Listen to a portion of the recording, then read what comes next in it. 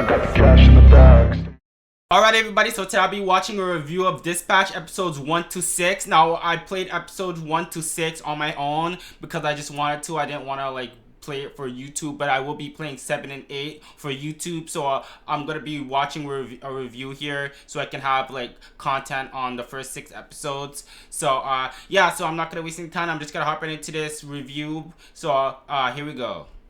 Call me a sleazy, mentally unhinged moron if you will. Many people have in fact. But I've always been a fan of narrative-driven adventure games where progression is less about grinding your way up some arbitrary skill tree and more about facing difficult choices that reshape the story on the fly. Games like Until Dawn, The Quarry, Walking Dead, The Quarry, Life is Strange, and the Walking Dead series all put the player into their own personal movie experience and ask the simple question, okay, hotshot, what would you do next? Yeah, the pace wasn't exactly lightning fast and you were probably better off not replaying them because it tends to shatter the illusion that your choices have a bigger impact than they do, but hey, they were definitely fun for what they were, and when good writing and direction coincided with strong voice acting, the results were genuinely great. Unfortunately, the party mostly came to an end when Telltale Games, one of the biggest studios in the genre, went bankrupt back in 2018 and all of their licensed properties I was really sad when I heard about that in 2019. I was really sad about that.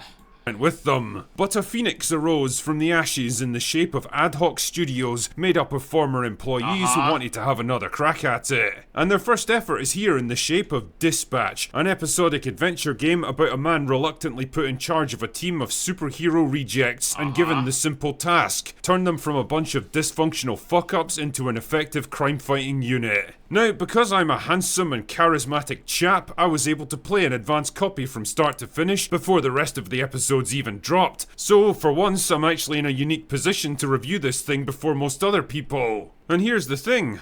Dispatch is actually pretty good. No way! It is really pretty good, man. I am really enjoying my time playing the game, man. I cannot wait for 7 and 8 to come out on Wednesday, man. I'm so excited for it, man. Hey.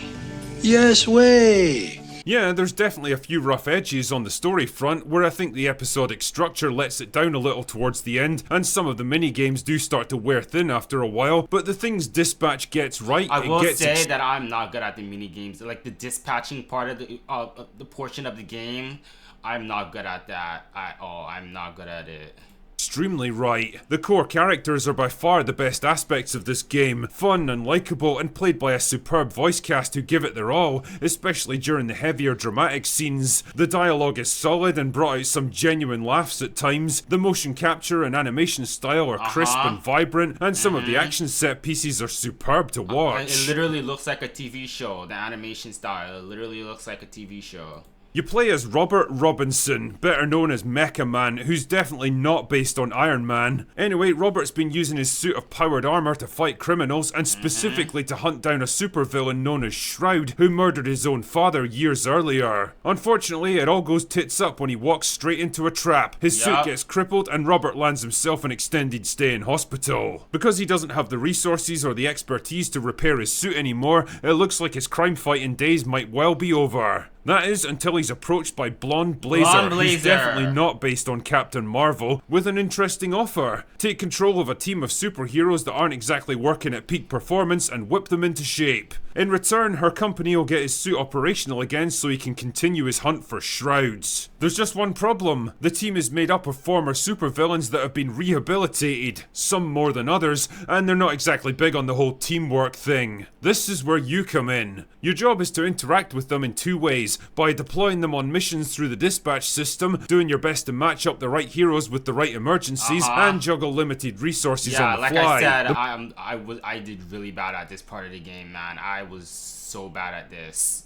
The more they succeed, the more you can level up their skills and abilities so they can take on tougher challenges later. And believe me, you'll need it. The story-driven side sees you dealing with them on a more personal level during scripted dialogue sequences, where as you'd expect, you've got a bunch of choices for how you want to treat them. Are you going to be a hard-driving taskmaster who lays down the law and takes no shit, even if it means pushing people away? Or a compassionate and supportive leader who sees the potential behind the angry facades? How you choose to work with them will ultimately determine how they treat you, and even which one of them decides to stay with your team or turn against it. Now, games like this will stand or fall on the likability of of their core characters, and I think this is Dispatch's biggest strength. As a protag, it would have been easy to turn Robert into a whiny, useless asshole who gets dominated by bigger, stronger personalities, but what's interesting is that he always gives as good as he gets. He's got a comeback for every insult, he never lets people intimidate him, and if you play it right, he's not afraid to stamp down his authority if his team disrespect him. And credit to Aaron Paul for his work here, he delivers a performance that's composed, nuanced, and world-weary all at the same time. This is a guy who's been doing this shit for a long time, pushing himself to breaking point, and it shows. Blonde Blazer is technically a senior manager, but she doesn't give Robert orders so much as objectives and then leaves it up to him to figure out a solution. It's actually kind of interesting watching their interactions. Yeah, it is.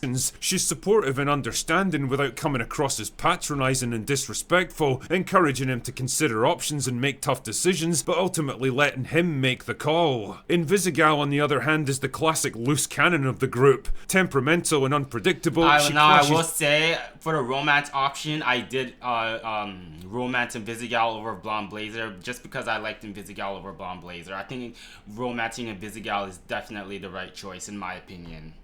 With her teammates and especially Robert in the early episodes. Now, I know what you're thinking here. You saw that nose ring and that hairstyle and you expected some abrasive, man-hating lesbian who's out to humiliate the main character every chance she gets. But weirdly, that's the opposite of who she is. The reality is that she's kind of vulnerable and insecure beneath all the bravado, and well, let's just say she definitely doesn't hate men, trust me. Yeah, because we saw that at the beginning of episode 4. I was not ready for what I saw in episode 4, man. I was just so surprised.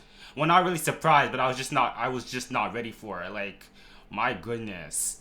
Veteran Laura Bailey does a great job bringing her to life, injecting just the right balance of sass and vulnerability to make her a compelling character. At one point, the game even gives you the option of spending more time with one of them socially, and I genuinely found it a tough decision because by that time, I'd come to like both of them a great deal. And that for me is the real benchmark of good character writing, struggling to choose between people. I've also got to give a big shout out to Jeffrey Wright as Chase. The dude is fucking superb as a young hero trapped in the body of a cranky old man, constantly berating people and exasperated by everyone around him. There's plenty of send-ups of the superhero genre and some of the more ridiculous powers that they get landed with, but unlike shows like The Boys that come off as jaded and mean-spirited, not to mention a political cudgel to beat the audience over the head with, Dispatch actually seems to come from a place of good intentions. I never got the impression it was trying to poke fun at any particular group or make any real statements about modern culture. It's just there to have some fun with some likeable characters, and it invites the player to do the same thing. My only real criticism of the writing is that it feels more like an extended origin story for the main characters rather than a cohesive narrative of its own. There's definitely an overarching story happening, but it's kind of in the background for the bulk of the episodes and doesn't really come to the fore until pretty near the ends. By that point, it feels a bit tacked on, like the writers suddenly remembered they had to bring this thing to a close and rushed to wrap it all up without laying the proper groundwork first. It doesn't ruin the fun or anything, but it does contribute to a sense that their narrative focus was more on the characters and group dynamics rather than the main storyline. Gameplay wise, there's not a huge amount I can say here.